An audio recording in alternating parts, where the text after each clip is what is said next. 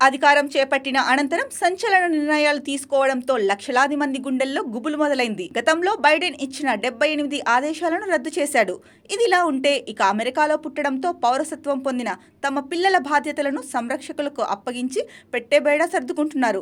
ఇలాంటి వారికి నోరా సానిడ్గో వంటి సామాజిక కార్యకర్తలు అండగా నిలిచి అవసరమైన సలహాలు, సూచనలు ఇస్తున్నారట.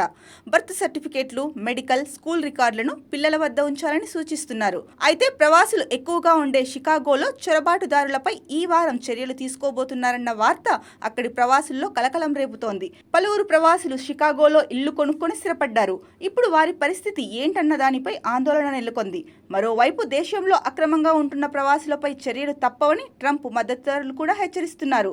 అక్రమంగా అమెరికాకు వలస వచ్చిన వారంతా ఆయా దేశాలకు వెళ్లిపోవాల్సిందేనని ట్రంప్ తన ప్రసంగంలో స్పష్టం చేశారు.